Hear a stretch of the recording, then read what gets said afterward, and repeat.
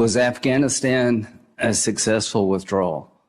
Senator, the evacuation that the Department of Defense and the Department of State led was historic in evacuating so many individuals. Of those that are evacuated, how many of them were vetted before they got on the plane?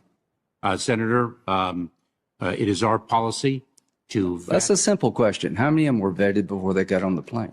Out of Afghanistan? Yeah. Cannot speak to that, but it is our policy. So you can't tell us how many people were vetted before they got on the plane to come to America? Oh, I'm sorry. If you're speaking of the plane to come to America, let me, if I may, Senator, explain the process. Because we, working with our allies. Okay, here's a question. Very simple. Those that got on the plane.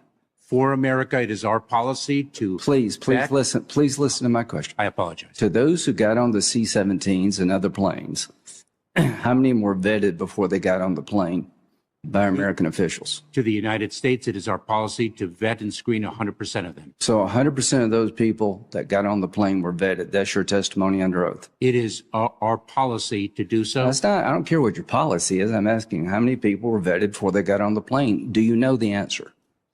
Senator. If you don't know, just say I don't know. Senator, I do not know if anyone boarded a plane that was not fully screened and vetted. Can you tell me that all the people that got on the plane were vetted?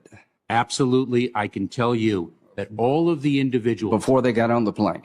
If I may, Senator, all of the individuals who arrived in the United States have been screened. That's not, listen, I'm not trying to trick you. I'm trying to ask a simple question. We've had thousands of people that got on C-17s and flew out of the most chaotic situation I've seen since the fall of Saigon. And I'm asking you, before they got on the plane, how many of them were vetted by the United States?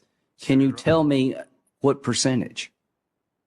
Senator, I would posit, and I will confirm this, that well over 99% of them were fully screened and vetted before they boarded a flight. Okay. If, in fact, any of Where do you get that information from? May I, Senator? Sure. If, in fact, they were not, they were screened and vetted while in flight, and if any derogatory information was adduced, they were placed in immigration enforcement proceedings and in removal. Now, you do know you're under oath.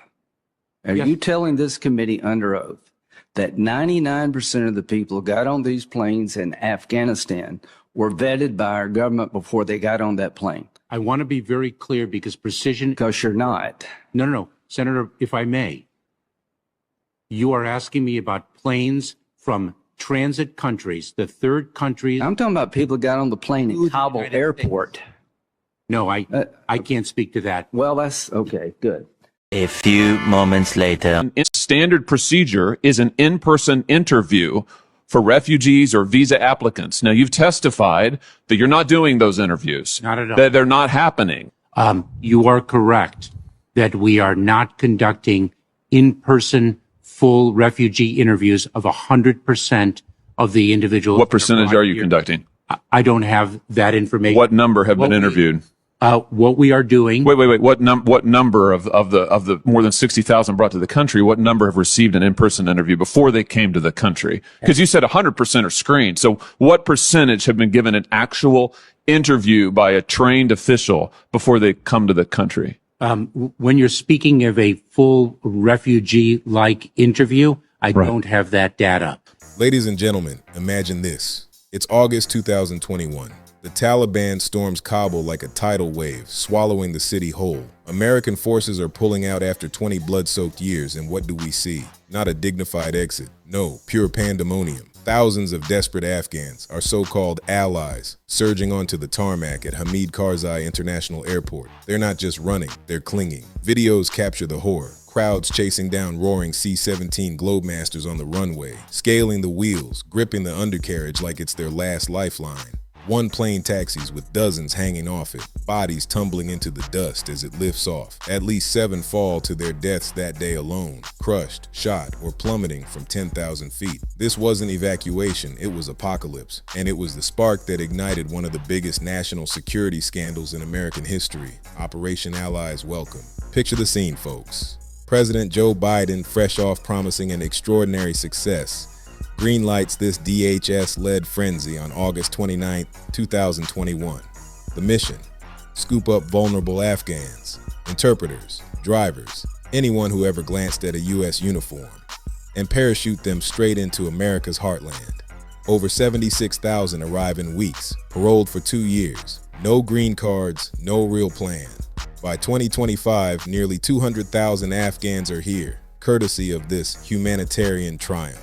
But here's the gut punch. It wasn't triumph. It was a Trojan horse. Rushed vetting, lost records, and a flood of unknowns slipping through the cracks. Whistleblowers, brave vets, and intel insiders have been screaming about it for years. Let's talk corruption. Back in 2022, DoD whistleblowers blew the lid off. 324 Afghans on a terrorist watch list, yes, suspected terrorists, got airlifted anyway. Why? Biden's team cut corners, ignored protocols at staging bases in Qatar and Germany. No biometrics, no full FBI checks. Just get them out before the Taliban does. Senators Hawley and Johnson demanded probes. The Pentagon's Inspector General confirmed it. Fast forward to 2024. DHS's own OIG report admits the mess. Fragmented data, untracked evacuees vanishing from safe bases like ghosts.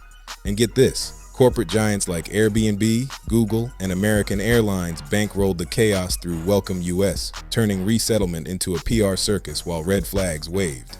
Vetting? A joke. One CIA vet told NBC, "We train these zero-unit fighters, elite strike teams, but post-arrival, limbo, no work permits, no support. Desperation breeds radicals."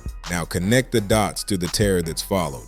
The DOJ's been playing whack-a-mole with plots straight out of this nightmare. Take 2023. Afghan evacuees nabbed in multiple busts, linked to Taliban sympathizers smuggling in cash for attacks. Then 2024's Election Day bombshell, Nasir Ahmad Tawhidi, another Allies welcome import, plots an ISIS-inspired massacre with AK-47s and 500 rounds. He and teen co-conspirator Abdullah Haji Zada, both Afghans here on special visas, aim to turn polling stations into slaughterhouses, foiled by the FBI. But Tawhidi, he worked with the CIA in Kandahar before flipping. Echoes of betrayal. In 2025, more shadows. 8 Afghans charged in a New York bomb plot. Explosives traced to smuggled parts from Kabul. The pattern? Unvetted arrivals radicalizing in isolation, fueled by Biden's open floodgates. But nothing hits harder than November 26, 2025.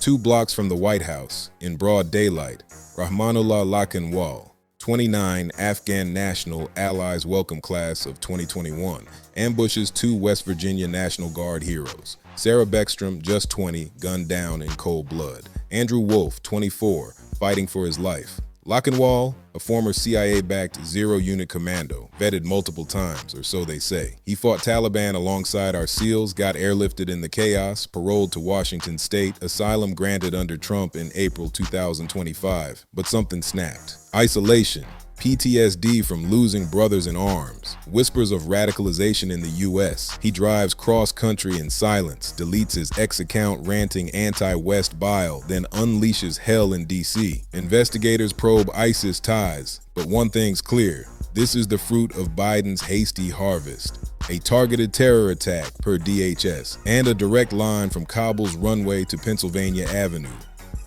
Enter President Trump. The reckoning. He's not whispering, he's roaring. Hours after the shots ring out, he blasts, "This animal would have never been here if not for Joe Biden's dangerous policies. By Thanksgiving, he's vowing a full purge. Re-examine every Afghan from the Biden era."